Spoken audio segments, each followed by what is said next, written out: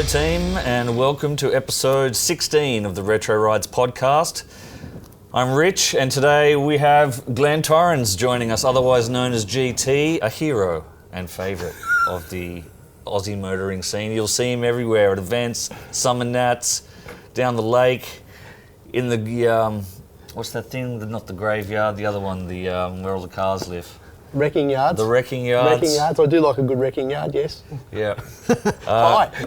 Hi. How are you? Good. I thought we'd try to get to know you a little bit better today, so I'm going to ask you a heap of questions and Sure. All right. find out about your background and your love of all things on four wheels. Yeah, okay. So, Glenn, I understand you've been riding for decades. A couple. You started your career, I understand, at Fast Fours magazine. Yes, I did. How did you get your start there, and how did you get the bug? Okay, I got the bug by getting a bug. My second ever car was a Volkswagen Beetle, which I did up in the backyard, mum and dad's backyard at home as a teenager. And at university. It was a 1956 model Beetle. Oh, so quite an early one. Yeah, that's right. And of course, back in the 1980s when this happened, Beetles were everywhere. They were only they were still a good second-hand car, or a P-plate car, or a pizza delivery car, or a university car. Yep. So yeah, I had one. I wanted to make it go fast, and I did it up in the backyard at home. So I had that car. I was quite proud of the job I did on that car. It was featured in Fast Fours and Rotaries magazine, which was a little high-performance small car magazine back in the day. And on the back of that, I got invited to write for the magazine. So that's where it started. That's where it started. And of course, since then, you've worked for all sorts of journalistic outlets. You're making me feel old. Including Unique Cars and, of course, a big stint at Street Machine. Yes. What makes the Aussie scene so special here, do you think? And why are Australians so fond of their cars and the shed culture? Cars and Aussies and sheds. Yeah, yes. Good question. We've had Australia's always been quite a prosperous country. From the 1950s, 1940s, after World War II, geez, we are going back here, aren't we? A lot of people bought cars, and we weren't a third world country. The baby boomers, etc., through the 1940s, 50s and 60s. Sorry, the baby boomers weren't born then, but we've always had big distances. There's a whole lot of things going on here. Big distances, reasonable prosperity. We also had a lot of vehicle manufacturers assembling here in Australia. We had a lot of choice. Yeah. Now, cars have always been relatively expensive too, I suppose, compared to the US and other places. I think where Australia fits in the world scheme, it's somewhere in the middle. We're a bit above some developing countries. We didn't quite have the population and the huge amount of cars that America and Europe had, but our climate's been very good to cars. They don't rust away after 3 years like they do in other countries. Big distances means that motoring transport is very important, especially with a small population. On it goes. And yeah, of course, all those cars, because they survive so long, people like us come along and fix them up later on. So mate, throughout all these publications, you've sort of seen the rise, the fall, and then the resurrection of the Aussie scene. We sort of you would have been involved in the mags when they were all glorifying the 70s and 80s cars, and then of course we had the 90s, which arguably was peak Aussie, where we had V8 Fords and V8 Holdens and lots of different models. Which car do you think deserves a second life and never got it, or was one of the standouts from that 90s era that you think was better than its reputation, so to speak? Right, okay. Right now we're seeing enthusiasts like us grabbing all the cool stuff from the 80s and 90s, to drive and enjoy, put in collections, what have you, sunny Sunday cruises. I think the Tickford Falcons, the Ford Australia Tickford Falcons of the 1990s, I've actually just bought one, but just don't tell anybody yet. I think those cars deserve to be, respected a little bit more. Yep. They deserve to be worth a little bit more money, which comes from the respect and the desire of people to own them. I think I'm making sense here, I hope I am. Yeah, those Tickford Falcons. Back in the 1990s we had Holden Special Vehicles. Yep. That was established in the very late 1980s. Tickford came along, and I think that was the Ford Australia Performance Car division, came along in 1992. The HSVs, everybody knows what they are, but if you mention Tickford Falcon, half the enthusiasts out there won't know what you're talking about. Yeah. So I think they're a little bit underdone. Yeah, so maybe a poor brand job rather than the vehicle being not so good. Oh, absolutely. It's nothing to do with the vehicles. The vehicles are terrific, but back in the day they just weren't marketed with the same passion that the HSV stuff. The Holdens probably did a better job with the marketing, probably did a better job on the racetrack too. That's right, yeah. And also when it comes to the marketing, Ford made a decision a decade before Tickford came along to drop its V8, which left it without a halo performance car during the 1980s. Yeah, and gave everybody a chance to There is go. a generation of kids out there that grew up without dad owning a Ford V8, and that trickled down to affect the marketing, if you like, of these Tickford cars. Yep. We're getting pretty deep here, aren't we? We are getting deep. But that's what we're here for. And then you would have seen, lots of Aussie classics skyrocket and some come off. Yes. Do you think that's healthy or market madness? What do you think? That's a bit of both. Of I the remember price of some of these, like the GTHOs and the real Halo, the Halo stuff. What do you think is mad, and what do you think is kind of? I think underdone? I remember standing in the office of the magazine mob, ACP, in 2005 or 6. I was doing a bit of work in there for Wheels magazine from memory, and they put the poster up, $1 million Falcon. It was a poster of the cover, and I just thought, what have we done? How can a Ford Falcon be worth $1 million? That's going to kill the fun for so many people. I drove a few GTs back in the early 90s when they were worth $40, $50 and $60,000, which is still a considerable sum of money 30 years ago. But I just thought, my God, this is ridiculous. I'm not disrespecting the car for the value, but I guess I was just amazed that they could be worth that much. Reached that peak. Yeah, and what do you think the collectors missed out on through that range? Like, obviously you just talked about the Tickford. I think the Tickford, I mean, of the 90s, but anything else that you think slipped by, or? I right now have a bit of a thing for the FPV. No, sorry, prior to that, the Tickford T-Series Falcons, the AU. Yeah, the poor old AU Falcon. That was a car that didn't probably get accepted. It didn't get hugs from the Australian buying public. No, it was slightly fugly. Oh yeah, I actually thought it was okay. But yeah, one model of the AU range, the base model Forte, yeah, maybe the grille wasn't the best. I thought the car it offered a better choice of models and a better choice of technology than the Holden stuff did back in the day. So I guess from a sales point of view, there was more for the Ford salesman to sell. But yeah, unfortunately, that slightly not quite pretty AU Forte rubbed off on the range. Yes, now. But the T-Series. The T-Series. You think that's underdone? That's one to look I out remember for. There's a hit tip.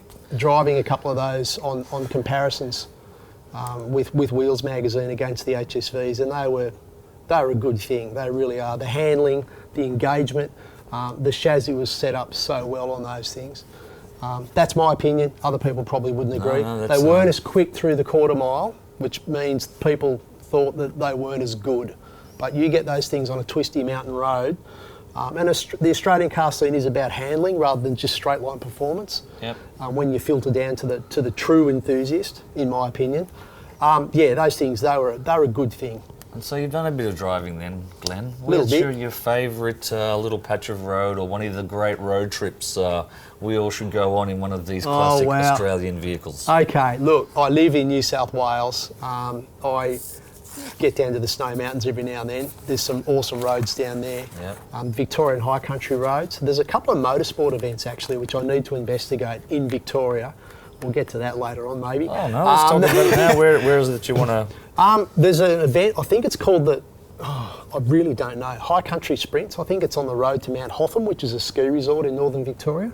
I'd love to have a go at that. Is the Australian Tarmac Rally Championship? I think that's it, yes. Out of Mount Buller and a few other things? Okay, my mistake, I am sorry. Yeah, no, I think that's... Yeah, but for me... They run the sprint there, Mount Buller and Mount Borbor or something? Yeah, a few of those I think there's there? more than one of these events. I do need to investigate. But for me, I'm going to give myself a bit of time off between Christmas and New Year, and I'm going to go for a drive.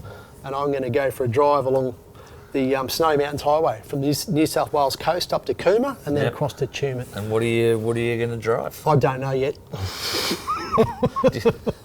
Probably a Pajero, actually. What's this? Watch this space. Not exactly a performance car, but look, I am lucky enough to own a Mazda MX-5. It's unfortunately out of rego right now. Which version? It's an NA. It's the pop-ups. It's Yeah, the I know, I original, had one. the first of the MX-5s. Lovely little car, hairdresser's car, but That's not supposed to happen. never mind. John, I'm in a podcast. I'll talk to you later. So you had an MX-5, a little Yeah. NA model. Yes, I own a The little hairdresser's MX-5. car. Yeah, the It doesn't hairdresser's look like car. you've been to the hairdresser in quite a while, Glenn. No, so- I haven't. No, I probably need a bit of a trim. MX-5, what a wonderful car. Absolutely wonderful. Okay, I like my V8s, but that MX-5, it's just a little go-kart. Wonderful Yeah, things. heaps of fun. And do So, you get, yeah. do you get when you drive? Do you take that to some of your, your Holden and Ford events? And No.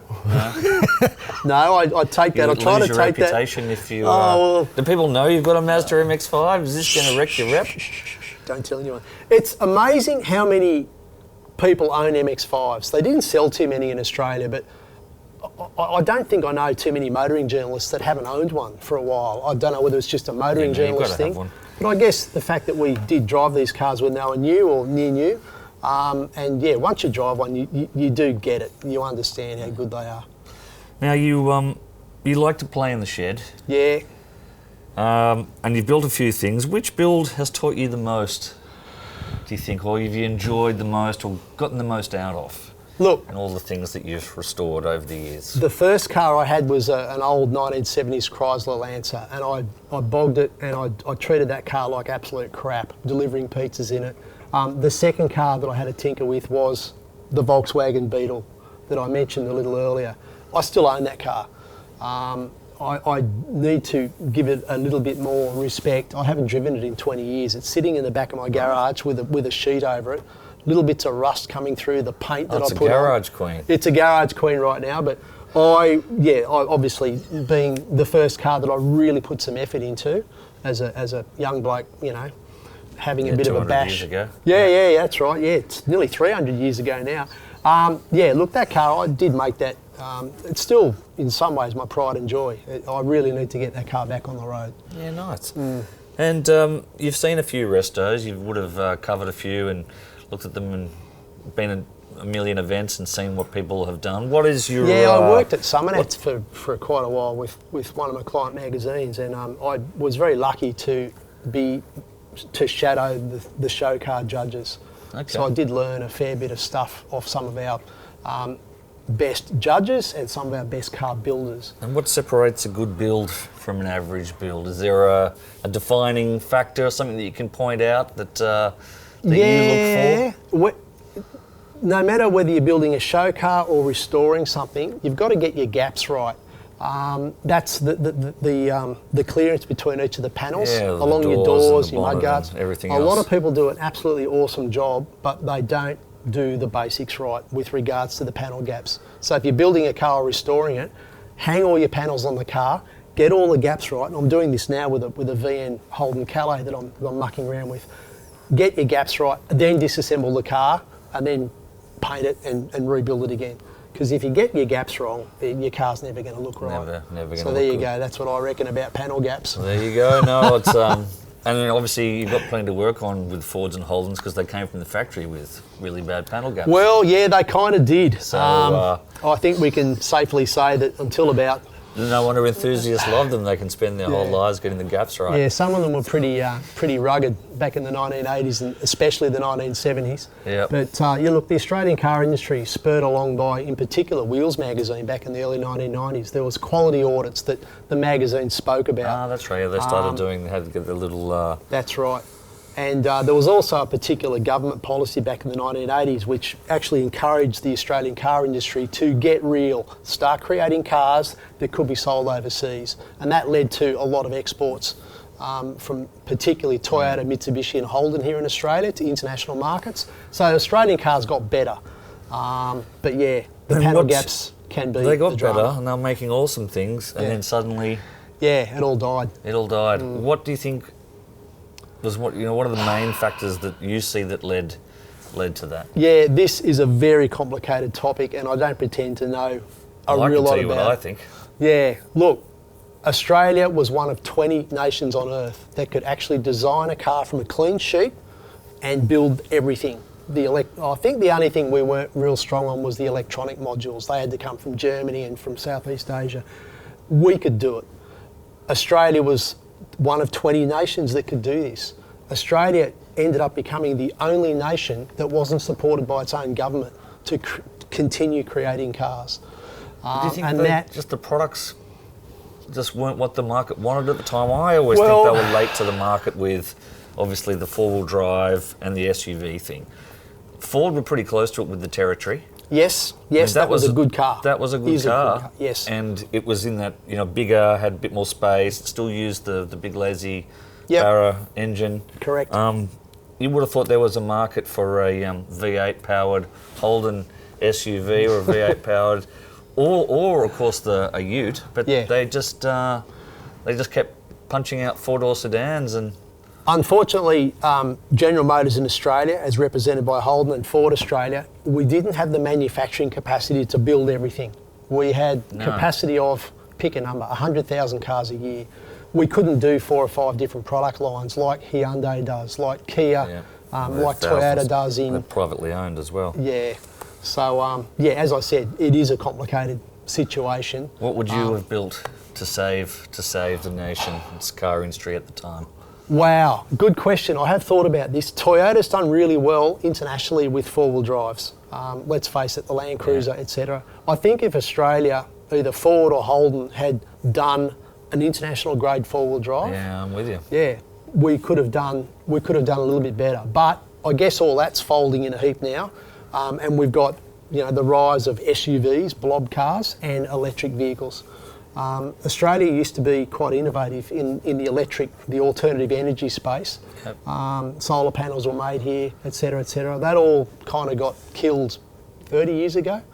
We lost that know-how. We lost that engineering prowess that we had with alternative vehicles. Holden built, quite a few electric prototypes. I'm not sure about Ford. I'm not trying to say that Holden was the only company that did this in Australia, but they did do electric vehicles, especially around the Sydney Olympics time, 25 years ago. They had quite a few, let's call them show cars of this is where the future's taking us. Like the We're ready to go. Yeah, well, there you go. There's another. Back in the day. Yeah. We also had that, around Australia solar challenge. Yes, we did. For years and years. Yeah, that's right. Energy. That was the World Solar Channel from Darwin to Adelaide. Something like that. Maybe that's what Australia needs, solar-powered electric cars. Well, you know what? Ones. Let's look at a map of South Australia. The top half of South Australia should be solar panels, and we should all plug into that. Yeah. The reality is a little bit different with regards to electric vehicles, but you need to dig up a lot of minerals to make an electric car fleet, and I don't think that's something that's sustainable. Now, do you have a favourite Chinese brand? A what? Yep, that's what I figured. Glenn, a question. We've sort of answered this, so I'm going to throw you a slight curveball. You've got 50 grand. You're going to go and buy a classic, and I'm going to tell you that you can't buy... Let's go to the pub. You can't buy a Ford or a Holden or a Volkswagen Beetle. Okay. So where are you going to spend your dough? Can I buy more than one car? Yeah, or I guess so, can I just keep it simple? No, you can buy two. All right. What would you do with a lazy 50 and no Fords or Holdens? This is a really good pub chat. I would have liked to have bought one of the last of the Holden V8s back in 2016, 2017, but I didn't have the... Man, Glenn. I said no Ford or Holden. But I would really like a Porsche Boxster to replace my Mazda MX-5. Oh yeah, that's the next step in the hairdresser's absolutely. image. I knew you were going to say that. Yeah. Look, driving those Boxsters back when they were new, just awesome. No, they're a pretty good thing for absolutely. For the dough. Well, you pick up an entry-level Boxster for 20 grand these days. I know. So there's one. Very tempting. And you've got another 30 left over. What else are you gonna? Have you got any love for the American stuff, the muscle? Or the old land yachts, the big American things of the 70s, did they float your boat? I had a bit of a thing probably 25 years ago for the Chevy Caprices, the last of the Chevy Caprices. They were replaced in some markets around the world by Holden product, by Holden Caprices, Chevrolet Caprices, in particular in the Middle East.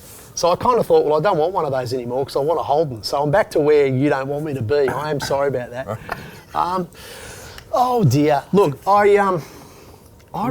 else is there in the Australian-made department? So something that was produced. Did you have any love for anything that was produced? How about a Mitsubishi?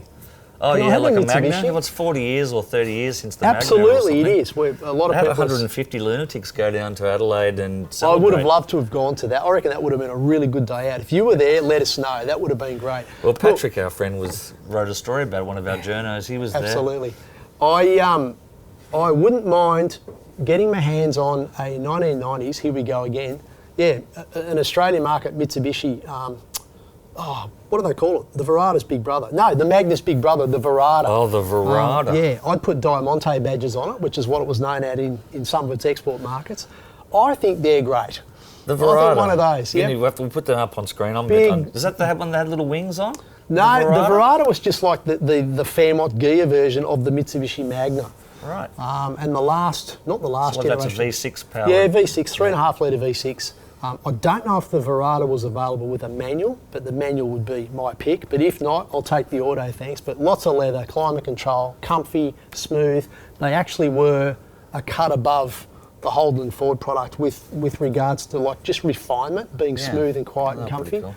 And they're worth just about nothing. I don't think there's too many left, so I think I need to move there's pretty quick. 150 of them at least. Yeah, down and up. Remaining. Yeah, Some exactly. enthusiasts out there. Yeah. And what you've seen the scene change a lot in the last 2 years. What have you noticed about the motoring scene and the club scene and the enthusiast scene over the last, say, 5 years? With this? Oh, absolutely. What's changed, do you think? Well, look, I think we have such a passionate bunch of people here now in Australia with their cool old cars, Australian cars, American cars, English cars,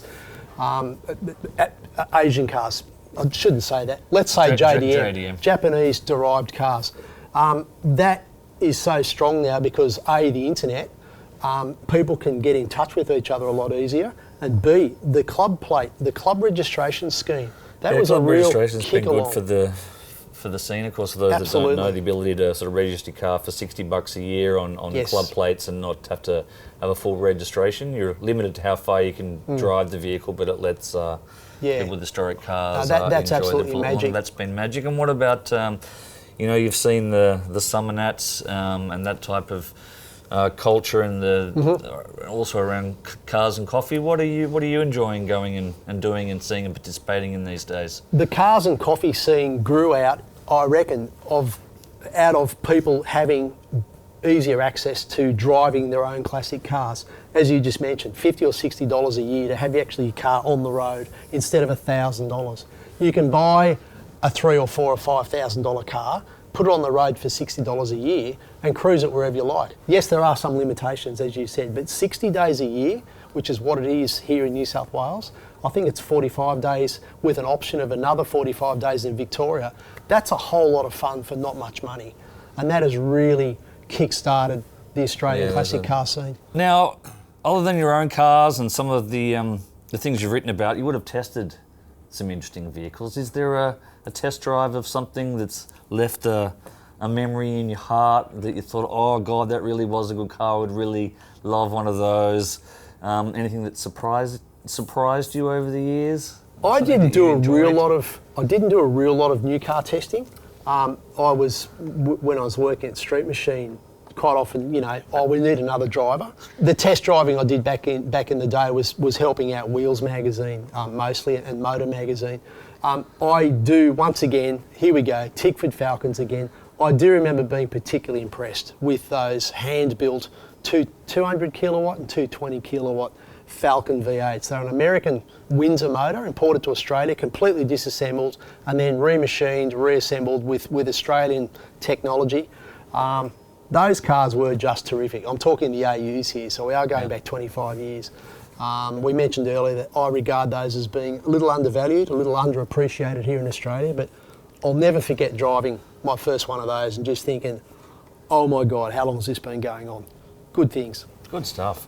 And the scene's obviously not just about the cars, it's obviously also about the characters and the people. And yes. you're a great character, Glenn. I understand thank you're very you, popular at Cars and Coffee and people wanting to have a chat and known for your enthusiasm.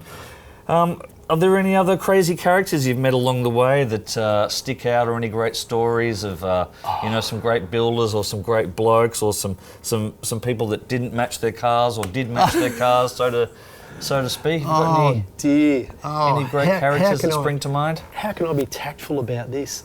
Look, I'm lucky enough to have met quite a few of the top show car builders. Paul Bennett, Howard Astle, Peter Fitzpatrick. Some of these, people in the modified car community will probably recognise these names. Paul Cundy, who's become a bit of a mate. I bought a car off him a few years ago. So, look, I think the lifestyle surrounding the classic and modified car scene here in Australia is probably second only to America with regards to the enthusiasm and the numbers of people involved. We mentioned earlier some of the things that keep the Australian car scene bubbling along. Yep. It's the wide variety of cars, it's our climate, it's the fact that we've all got a little bit of money to spend on our cars. You go to Cars and Coffees and there's always someone to have a chat to. Yeah. I love having a chat, can you tell? But yeah, it's a source of great pride to go along to a Cars and Coffee and see what other people have created. Yeah, good stuff. And what about things that you dislike? In terms of cars, I mean, I know we're supposed to be enthusiasts and celebrating them all, but have you got a few little icks or cars that drive you crazy? Don't do skids. Don't leave a car show with your tyres on fire, because someone's going to throw a brake drum at you one day. Unfortunately, there are some people that are putting our little hobby at risk. Be cool out there, guys and girls. Just do the right thing. Enjoy your car. Don't be a dick. So yeah, that's what I like to say if anybody asks. Sorry to get all dad on you, but if we're going to keep enjoying our cars, we've got to do the right thing. Yeah. Absolutely. You hear that, Mason? No burnouts.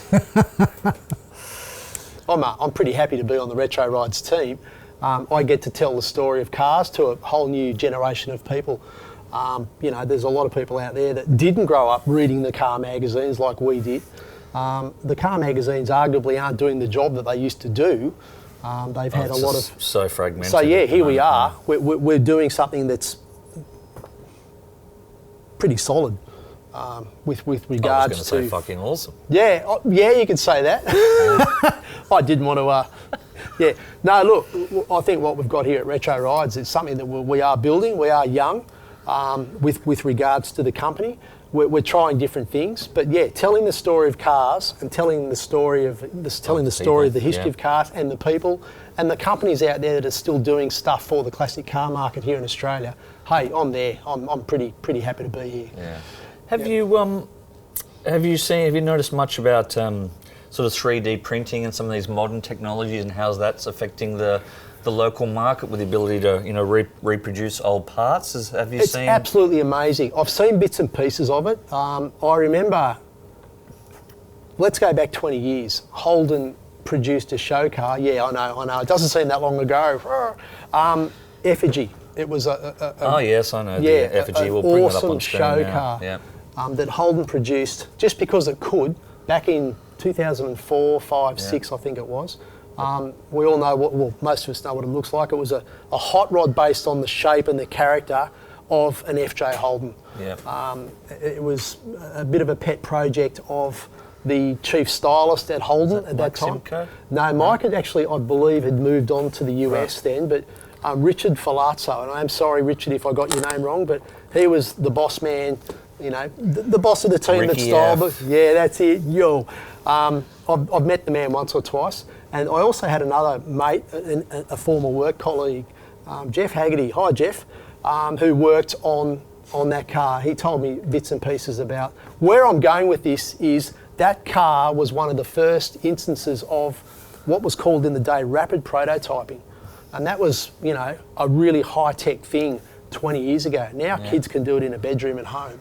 But that to me is awesome technology. It makes it so much easier to reproduce parts. It makes it so much easier to keep our cars going. Yeah. Panels, plastic interior all the little parts. interior bits. I saw a crazy thing the other day. A young guy building a Porsche GT3. Yes. Completely with a 3D printer. Yeah. As in the body. So building in little pieces about this big and stitching it together absolutely amazing. We've got people now. I guess I saw it maybe 10 years ago, 8 or 10 years ago. People started to do things like making cup holders for their old car. Printing a cup holder for your 1960s Holden or Falcon. Great idea, but now that's moved into making reproduction parts, badges, trim panels, headlight bases. This is the stuff we need. Yeah, I noticed for the NA MX-5 now you can now get a little your blow dryer. Oh really? I'll have to get one of those. You can blow dry your hair and then just click it straight back in. Just peel the roof back, mate. It's heaps easier. Well, that's not how the hairdressers do it. You need something. But no, it is pretty amazing. No, that as I said, it was introduced to the world as rapid prototyping by the vehicle manufacturers 20 years ago. And now it is something that is keeping our classic car scene alive. And speaking of the classic car scene, we've seen globally this trend towards Restomods. So obviously led famously by Singer. There's the MST Escorts in the UK. Yes. The Eagle E-Types. Yes. There's a Lancia 037. There's a lot of them. Why haven't we seen one available in Australia en masse? And then the second question is, if it was you to build one, what would you build it on other than the Tickford thing? Yeah, look, Australia doesn't have the population base for us to create our own reproduction Tirana body shell or early Commodore body shell.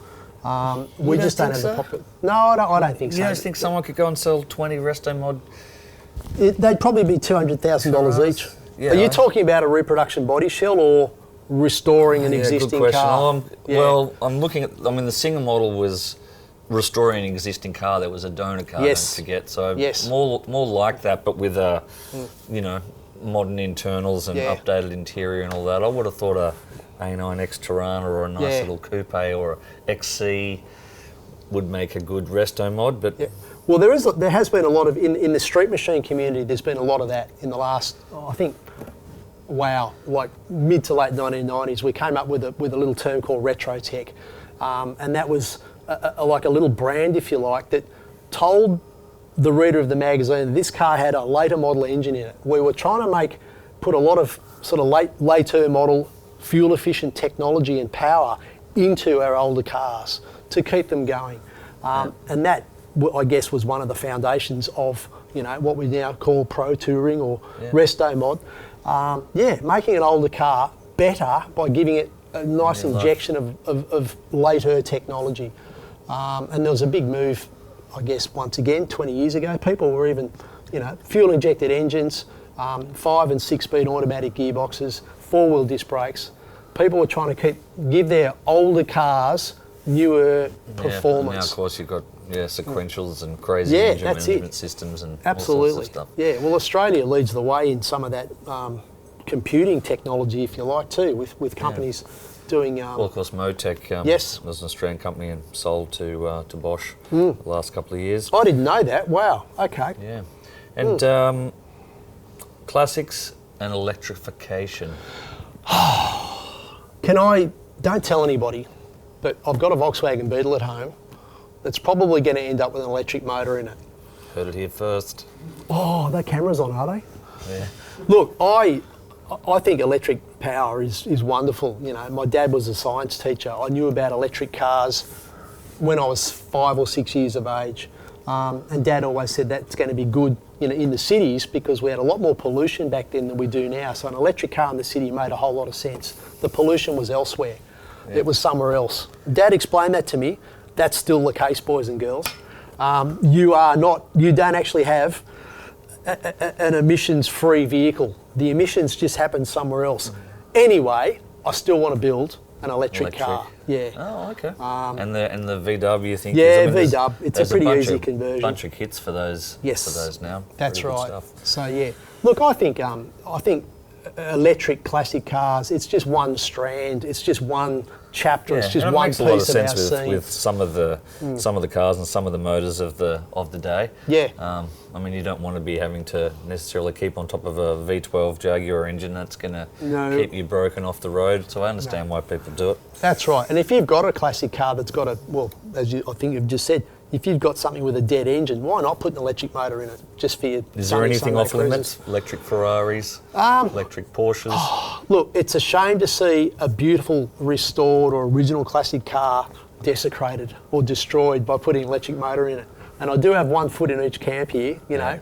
Keep it original or make it electric. Polarizes most people. Good thing Cam isn't here. Cam would be losing the mind. We're not even allowed to talk electric, so we better stop. No, look, if a car survived this long with a petrol-powered motor in it, there's, you know, let's just leave it be. But if it's got a junked motor or it's a rusty old piece of poo, yeah, restore it, maybe put an electric motor in it. Obviously, you can't go too far with an electric motor and the battery packs that are available to us in the aftermarket. But yeah, what's wrong with a little sunny Sunday cruiser on it? Zoom to one Cars and Coffee. Yep, that's it. That's what I'm talking about. Good stuff. And then get yelled at. You wrecked a classic. There's a bit of that. Yeah, absolutely. Well, I think that wraps us up for this week on Retro Rides. Glenn, it's been a pleasure having you in. Thank you. And having a bit of a chat. Yes. We'll have to get you on a little bit more often to get some of these valuable insights.